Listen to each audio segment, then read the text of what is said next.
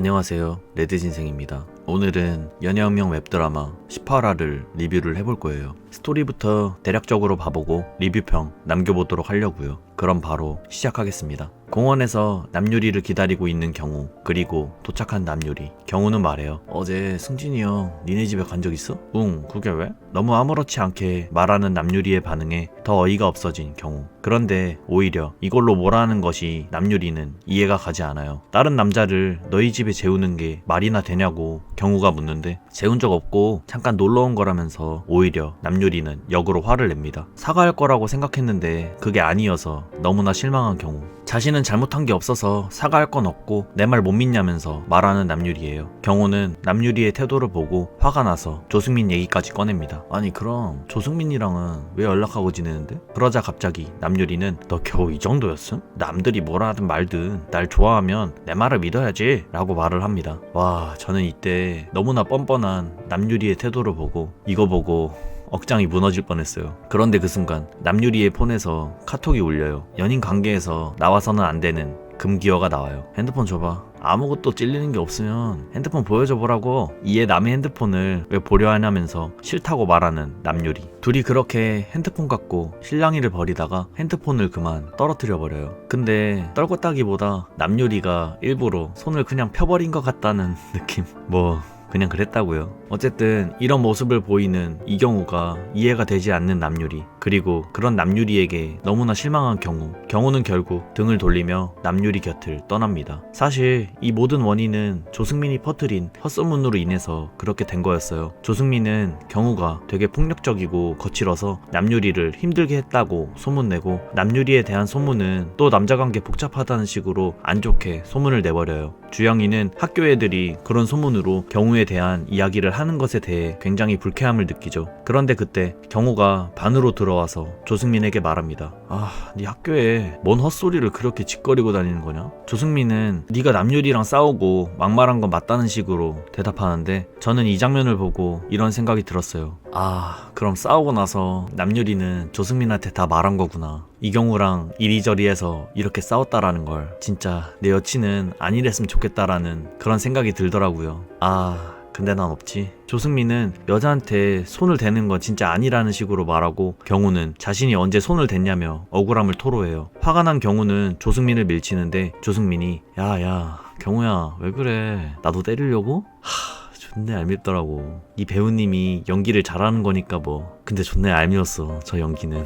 그렇게 경우는 이성을 잃고 조승민을 때리려는데 그것을 주영이가 막습니다. 만약 때리게 되면 학교 잘린다면서 경우를 걱정하는 주영이인데, 왜 아무것도 모르는 네가 조승민 편을 드냐고 경우는 화를 내요. 제 편을 왜 드냐며 진심으로 경우를 걱정하는 주영이. 그런데 경우가 주영이의 말을 듣고 쳐다보자 주영이는 내리 눈을 깔아요. 아마 이전에 자신이 경우에게 잘못한 행동 때문에 그런 것 같아요. 물론 경우가 화내니까 무섭긴 하더라고요. 경우는 더러워서 내가 간다 라는 그런 생각을 한 것 같은 표정을 지으면서 그대로 반을 나가버립니다. 그리고 조승민은 주영이에게 말해요. 저 새끼랑 너무 붙어 다니지 말라고. 네가 좋아하는 것들 다 세벼갈 거니까. 이 장면이 아마 연애혁명 결말 부분에 복선이 될 것 같긴 한데 어떤 식으로 풀어나갈지가 굉장히 궁금하네요. 경민이는 경우가 이전에 입원했었다라는 얘기를 갑자기 꺼내요. 근데 왜 입원한지는 기억이 나질 않는다고 하네요. 명탐정 아람이는 또 추리를 하기 시작해요. 남유리 전 남편이 등장한 거야. 그걸 제지하는 자림이. 고맙다 자림아. 그런데 그 이유를 주영이는 알고 있습니다. 민지는 너무 궁금해요. 경우가 왜 입원했었는지에 대해. 주영이는 망설이다가 말합니다. 실은 나 때문이야. 그 말과 동시에 경우의 과거신으로 넘어가요. 주영이가 거의 경우의 여친 마냥 경우를 챙겨줍니다. 그리고 과거의 경민이가 말해요. 조승민 구락한 거 다 까발려짐. 남유리가 인맥을 총동원해서 다 밝혔대. 그래서 조승민 전학 가게 됐어. 근데 사실 이 부분 조금 뭔가 싶었어요. 그 이유는 뒷부분에서 다시 이어서 말할게요. 어쨌든 왜 다친 거냐고, 입원 왜 한 거냐고 묻는 상훈이. 경우는 말하기 곤란해 보여요. 왜냐하면 아빠 때문에 그런 거니까. 그런데 그걸 주영이가 케어해줍니다. 계단에서 넘어졌어. 내가 실수로 밀어가지고. 경호는 그렇게 커버 쳐주는 주영이에게 감동을 좀 먹은 듯해 보이고 주영이는 헤헷 하는 햄스터 같은 표정을 지어요. 그렇게 과거 얘기를 하다가 쉬는 시간이 다 지나서 결국 주영이와 친구들은 수업을 듣기 위해 헤어집니다. 그리고 그렇게 시간이 흘러 자림이와 주영이는 같이 하교를 하게 되는데 아까부터 힘이 없는 주영이가 자림이는 너무나 걱정이 돼요. 그런데 학교 앞에서 조승민을 만나게 됩니다. 경호를 보러 왔다고 하네요. 그런데 역시 시비를 걸어요. 주영이는 자림이에게까지 해가 될까봐 이 자리를 피하고 싶어요. 하지만 그걸 조승민은 쉽게 놔주질 않죠. 그리고 자림이를 보면서 말합니다. 야, 여친이냐? 이야, 죽인다. 전 이때 이 생각을 했어요. 난 널 죽인다.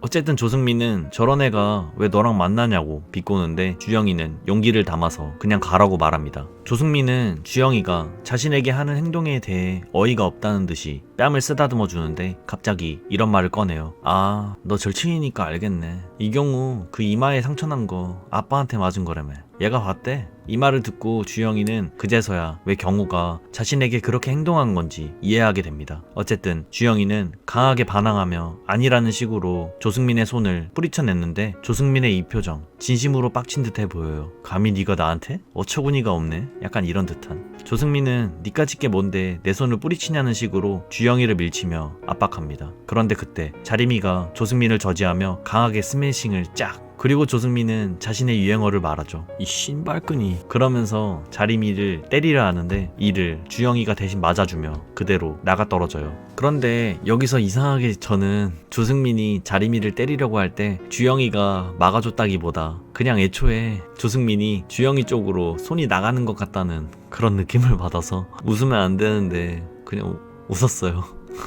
어쨌든 조승민은 그런 공주영을 하찮게 보듯이 보고 다시 마저 자림이를 때리려고 하려던 그 찰나 병훈이가 이를 제지해주죠. 이제껏 병훈이가 멋있다고 생각한 적은 없지만 웹툰 원작이나 드라마나 병훈이의 존재감을 제대로 느낄 수 있었던 그런 장면이었다고 생각해요. 팔을 잡고 놔주질 않는 병훈이. 그거에 쩔쩔매는 조승민의 모습에 사이다를 느꼈어요. 어쨌든 그렇게 달아나는 조승민과 그 친구들. 병훈이는 주영이를 챙겨주고 주영이는 자림이가 걱정이 되었는데 괜찮다고 말하는 자림이의 말과는 달리 손을 부들부들 떨고 있어요. 주영이는 겁먹어하는 자림이를 보고 충격을 먹은 듯해요. 그렇게 주영이 집에 도착한 자림이와 주영이. 자림이는 주영이의 다친 입술에 약을 발라줍니다. 그런데 자림이는 궁금했어요. 조승민이 아까 한 말이 사실인지 아닌지에 대해. 주영이는 말할까 말까 고민하다가 경우의 아픔을 말하면 안 된다라는 생각에 아니라는 식으로 말을 해요. 자림이는 여기서 필살기를 쓰죠. 나 걸고 진짜 아님? 바로 주영이는 아니라고 말합니다.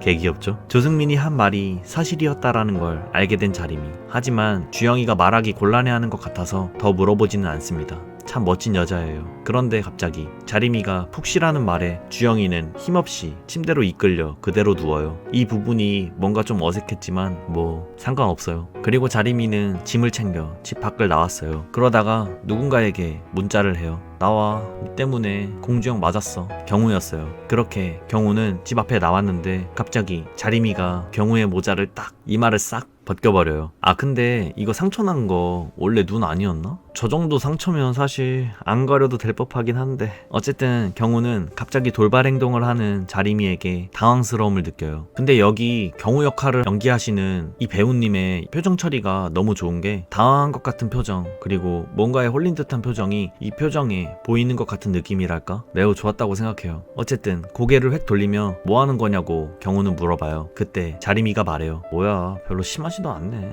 아버지 때문에 그런 거라며? 경우는 이 말을 듣고 더 어이없어 하죠. 공주형이 얘한테까지 말했나 보네. 졸라 변함없는 새끼네 라고 말해요. 이 대사 이제는 알 수 있지만 예전에도 주영이가 경우에 대한 비밀을 말했었다라는 의미심장한 대사라는 걸 알 수 있죠. 어쨌든 자림이는 10년 친구니까 알 거 아냐. 걔가 어떤 애인지. 아니 모르는 척 하는 거야? 라고 말하는데 이 대사도 원래 웹툰에서는 되게 생각이 많아지게 하는 그런 대사였죠. 경우가 진짜 주영이에 대해 모르는 척 하는 거라는 약간 복선이 담긴 대사. 그런 대사다 보니 이 말을 듣고 잠시 뭔 생각에 빠진 듯한 경우를 비춰주죠. 자림이는 말해요. 공주형이 말한 게 아니고 조승민이 말한 거라고. 공주영은 아무리 물어도 말하지 않았다고. 경우는 자신이 공주영에게 한 행동에 대해 굉장히 후회를 합니다. 사실 아닐 걸 알고 있었지만 공주영이 했으면 했다 라는 그런 장면이 잘 실린 것 같아요. 왜인지는 원작을 본 분들은 잘 알겠지만 안 본 분들을 위해서 그냥 언급 안 하겠습니다. 그리고 자리미는 경우에게 말해요.